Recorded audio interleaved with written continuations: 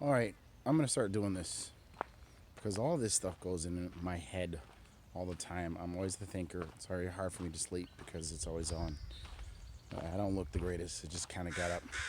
I'm here in Tacoma, the West End, which is kind of a suburban-like area. I'm in a park. It's beautiful. I'm visiting one of my most dearest friends, my brother, Tyrone Clark, who I met at Horizon Upper Bound. But let's get into it. So I'm going to talk about why am I so obsessed with race? Me being somebody that's mixed, biracial, having had a white mother and a black father, why am I so obsessed with race? And why also am I so pro black? When you say pro black, it doesn't mean you're anti white, it just means you're pushing hard for equality and humanization and love. That's always at the bottom of everything. That's always at the base of everything. I'm going to say that a lot. So, growing up, I recognized probably around the age of 4 or 5 that black people were negative, right? Like the media, what you saw on the news, the amount of potential suspects in some kind of crime.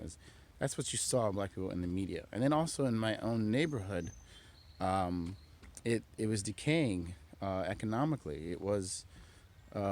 It's in what is now Midtown. It's Art Center, still called Art Center, northeast corner of Midtown. And there was a lot of like bad things going on. There was gunshots here and there every now and then, and there was breaking and entering happening here and there. And if you think about it, nobody wants to get into crime because it's a fun thing to do, unless you're truly, truly psychotic. And those individuals are rare. Rare. Like one in a, I don't know, million, one, no, probably 1 in 100 million. Um, but, when the economics go down, and if you're a people that just got out of slavery 3, 4 generations ago, and you're told you're not supposed to have anything, you're told that you aren't anything, and that you are, especially if you're male, that you are always a suspect. You're always a villain. You're always some scary monster. Just like in that movie, Birth of a Nation, that propaganda piece that was put out as like the first silent movie, or one of the first silent movies. I think it was at the end of the 19th century.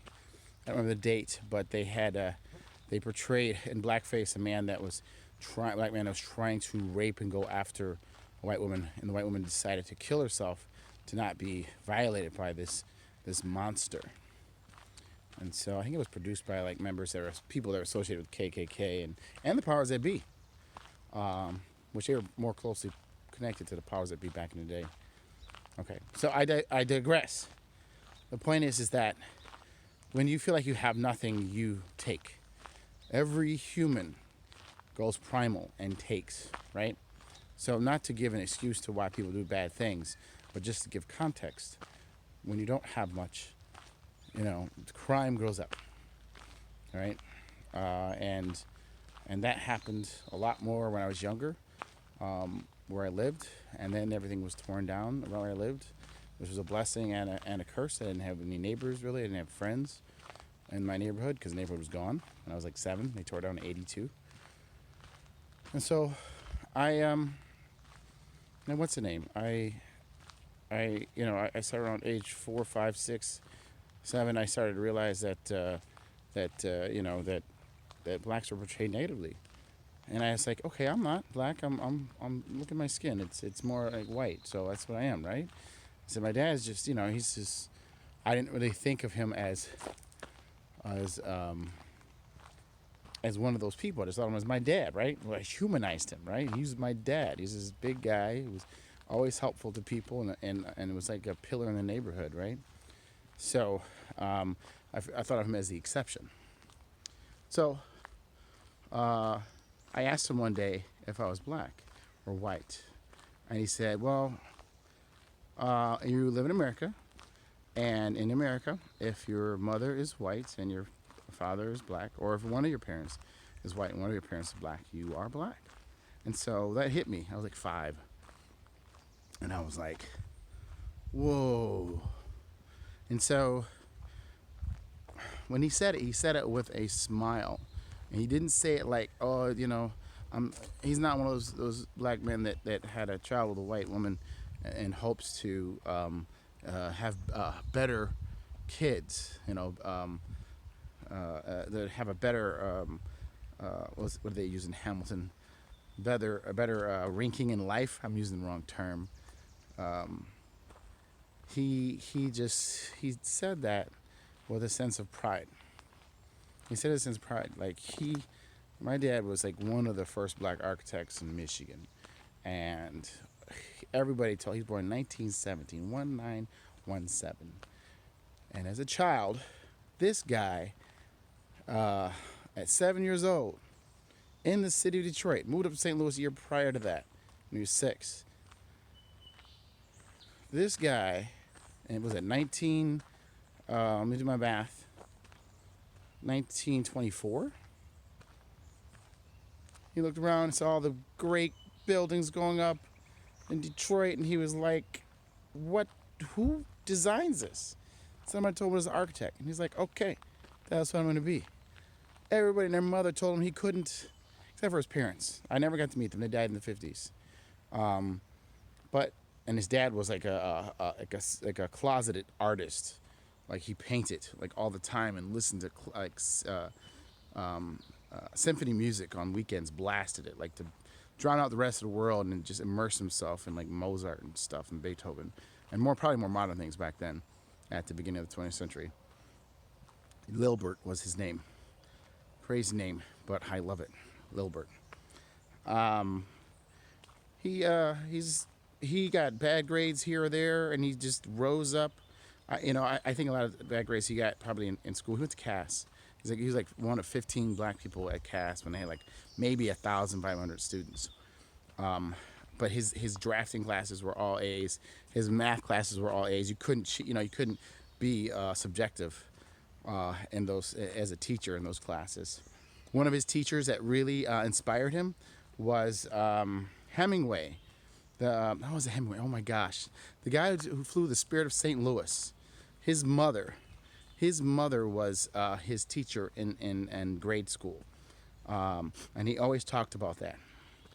And so I'm assuming he said it with affection. I'm assuming he had a great experience with this white lady, and that when he was young, and he always got along with everybody. He lived in a neighborhood that was when they first moved here. They lived with his aunt and uncle in the house that we live in now. There was nothing but like Polish and Jewish and Italian immigrants or second generation here or first generation here, and very few black families. And they moved to a more predominantly black area when they got their own place. But this guy just, when he told me that he was that I was black, he said it with a sense of pride because he was able to make it. And what's awesome about my dad, and this is the core reason why I'm so pro-black, quote unquote. And I'll talk about how my mom influences that as well. This man would hire other African Americans and Afro-Caribbeans and Africans and South Americans to work for him. He started his own architecture company. Again, nothing stopped this guy. He's a junior partner at Griffin Ward and Agee in the 40s. I don't even think he had his license yet. He's still a junior partner in an architecture firm after World War II, right? He'd hire all these individuals, men and women, to be draftsmen. He taught people how to be draftspeople. And a lot of them went on to become architects. Most didn't, because the cost of becoming an architect in the period just costs a lot of money, right? So he believed since he could, anybody could. And so he gave a chance to a lot of people. He didn't do it to feel good. He didn't do it to necessarily prove anything, but he just knew if I could do it, anybody can do it. And so he humanized. He knew very well what the struggles were with black people, and he would tell me that if you call the people stupid all the time, they would believe it after a while, right? And so what he did was he said, well, that's just noise. And it might be a ton of people saying that. It might be everybody and their mother saying that. But he truly said if you had a desire to do something, he would help. He figured anyone can do it. So he was an enabler, a big time enabler for that. Oh, this is great, like dog pet. Look at these dogs. Hold up. Look at these dogs out here. I'm the dogless person. This is state of Washington. Anyways, so he hired so many people. I bumped into a guy the other day. He said he graduated from Cass Tech in the 50s. This is like 20 years after I graduated in like 1938 from Cass Tech. Right? He said he was in charge of a department, I think the building safety department. And he was like, and he saw my name. I'm the second, and they were looking at tearing down a building. They want to tear down one of the buildings we own. I definitely want to get that done. And he was like, Aubrey Agee, he hired every Afro-American out of Cass Tech and gave him a job. And he told me what I had to do, and he kicked me, and then he said, have a good day, sir. Like it was a hearing, and it was like 5 minutes because he saw my name. It was Aubrey Agee II, Aubrey Caston Agee II. Okay, so the core of what my dad believed was that any human can do anything if given the opportunity, the tools, and the belief they can. What often happens in our society is that programs are put in place constantly. There is talk about and there's efforts to make an impact. But the core thing that is missing, is the belief, right? And that belief is everywhere. And it's not just, because you guys have to realize that race is a human construct. It's not a real thing.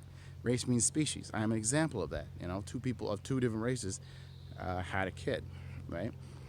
And so we have perversed that term, race, to be a political, classification in order to throw people in buckets, right? Initially was okay, these people in this race we enslave and have built up the country for free and torture and destroy their culture, right? And continuously today that still rings true, right? Destroy their culture, destroy them, keep them in check. They're not supposed to be. They are harm. They are a hazard. They are villains, right? They're demonized, and it's done for historical reasons, right? People still kind of hold on to that, and that's not just. I'm not saying white people. I'm saying everybody. Black people too. We believe it too. We always, when a black person gets in trouble, we're like, oh, yep, knew that happened, right? We automatically assume that they are guilty as well, right? Not knowing the full story, not having empathy, not humanizing them. So, my dad humanized everybody. This guy humanized everybody every which way. This guy, when he was in World War II, that dude made friends with soldiers from the Netherlands, from England, from France. I think he met some black soldiers from France, but most of the soldiers he interfaced with from other countries were white. They said though that the French had these really tall Africans. I forgot what country they were from, but they fought in the French military. He even made friends with German soldiers that were their captives, because he was in Europe. This is beautiful. Just get the shot real quick. I was here yesterday. I was down there. That's illegal to be down there. I didn't know. I should assume that. Right? Take one picture. I'm gonna edit this stuff out. Right? I will. I promise. So, anyways, so this guy, he believed in the humanization of them as of the white Europeans and the black folks and everybody that he met, and he loved realizing the connections between people. Loved it. This guy tried to learn every language. I don't think he was that successful. He had every tape you could think of, different languages. and you know how to say hi and you know how to get to the bathroom and say thank you and excuse me. That's about it. So I'm gonna try to go down this hill because I love this little spot. I was here yesterday. Anywho, wait. Oh, it says no trespassing. I was here yesterday. So that's the thing is that you when you humanize, you can't just stick to you can't just say only one kind of people, right? To humanize people is you have to do it for all. And so in the context of black people, my dad saw just a people that were beaten down and told they can't and shouldn't and aren't. And he did. So he let people do and be, and it was amazing. So that I got that from him. And I'll talk about my mom now too. I don't want to leave her out. And I've got I got some issues. I got some mommy issues. And there's some things that she said that kind of adhere to the white privilege thing, but very, very minor, very subtle, and I think that most people don't realize these things. But she tried so hard to be a champion of the small person, just like my dad. I was a lot older than her. He was like 30 years older. But she was feisty. She was strong. She was this little white woman from a small town in rural southwest Michigan that wanted to become a doctor. I'm sorry, a nurse. She would listen to she listened to a preacher visiting from Detroit, a Caribbean born black preacher that would visit her church every now and then and do ministries in the Caribbean. And she was impressed by him, and she realized that humans are humans, and that she was curious to go to the big city and get involved with humans. And she graduated in a class of 12 people. She lived in Sturgis, Michigan, but she was so close to the Indiana border that she went to a school in Indiana, which is closer than Sturgis High School. And she was valedictorian too. She was smart, she was short, she was feisty, she had the biggest smile in the world, and she was fierce in how she loved, and she was fierce in how she fought too. So she, fierce, moved into the west side of Detroit. It was the hood. She was 18. She's 4'10", 4'11", right? And she what's her name? She was just amazing. She just dove right into the community. She drove into the community. She made friends. She got to know all her neighbors. They all became connected. She did it in nursing school too. She has tight friends from nursing school. She ended up having my brother when she was like 22, and she just never stopped. She never stopped doing. Well, she wasn't 22. I'm sorry. She was 24. She was born 41. My brother was born in 65. She just never saw any barriers for herself or others, and she always busted through barriers, like with a feisty power she had. So she taught me how to fight for the little guy and how to stick up for what I believe is right. And so I always struggle with that. I always struggle with how do you reconcile what society tells you about race, right? And then myself. And so me being there's a train right behind it. I don't know if you see it. See it? Right. Yeah, that's cool. They rely on the train system here so much in on the west. This is beautiful. It's probably going to Canada or something, or maybe just further up north in the state of Washington. Okay, so we're gonna break the law here. Hopefully, I won't get in trouble. I think a lot of people break the law here. I was here the other day. It's just a beautiful spot. All right, so what we noticed. Okay, so her feistiness and her strength and power and conviction, and then my dad's resolve and just belief and his experiences as to knowing what you can and can't do, made me, made me, question, right? Question why is there within the constructs of what America tells us, what the world tells us. I mean, slavery and colonization happened everywhere, right?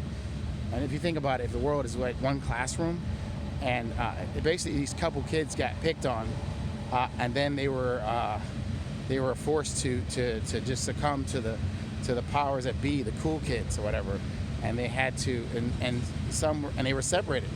Think about like 4 or 5 kids that kind of came from maybe the same neighborhood or whatever. They were separated and they were pushed.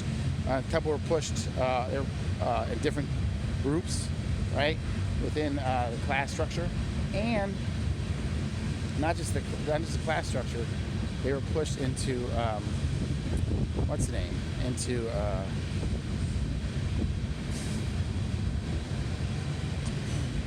I'm in the wrong spot. This is beautiful. This is really beautiful. They're pushed into like doing the bidding of, and they're broken down, and they were assimilating. They were forced to assimilate. And it's just amazing as to what the world does. And if you equate it to middle school politics, I mean, people want to be on top and be in charge, and they want to feel important. They want to feel like, what's the name? They want to feel that. They want to know that they're good. Okay, I'm getting sidetracked because I know I'm doing the wrong thing over here. But I'm going to sit on this log because it's awesome. Yeah, I'm going to sit on this log and talk. There's a beautiful spot over here. The other day I saw a seal like walk up to me. No, it didn't walk up to me. It came up to the water, like I was a little further down, and I was walking, and I saw a seal just come really close to the shore. They were like a few feet from the shoreline, and he's just rolling on his belly. So I'm gonna sit here. I met these 2 young men, 2 white guys, cool kids that were from what do you call it? They were from military base, and they sat here, and they're getting out of the military in a week. That's Compton and Chad. Compton's family originally from Taylor, Michigan. So he was like, "Hey, I know Michigan." He says it's the best state in the world. He loves it better than this place. Yeah, I got the Ed Grimley thing going on. All right, I'm sidetracked. I'm gonna do a lot of editing. All right, so me being who I am, understanding who I am, I'm very sensitive, very empathic, and so any interaction that I have with people, I feel what they feel. So when I make them feel wrong or bad or happy or great, it affects me deeply. So feeling great and positive and pushing people to do what it is they want to do, what they can do, this just gives me an insurmountable amount of strength. And so that's just who I am. And so it feels good. So selfishly, it feels good. But at the same time, I don't want to hurt anybody either. So when I do something that harms a person, it hurts me deeply as well. And I'm not perfect. I've done things here and there, teased here and there, whatever. But for the most part, it's always been, I'm very empathic. And so it's been painful. So when I broke it up with girlfriends in the past, it hurts, right? And so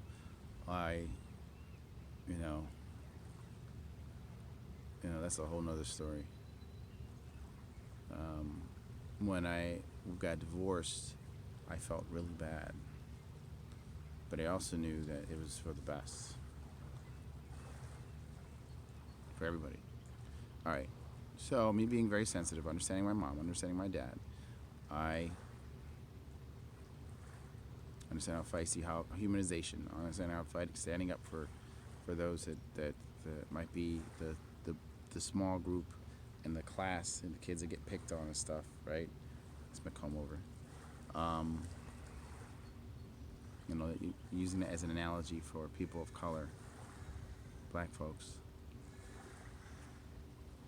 I didn't ever, ever want to be one of those people who's mixed, biracial, light skin, or just a unique and different black person from the rest of them. Hurt. It hurts to realize that you are part of that group, and you might be singled out as good and special, and the rest of your group is automatically assumed as bad. And then on top of that, even what I couldn't wrap my head around was that, I realized that by having two parents of two different races,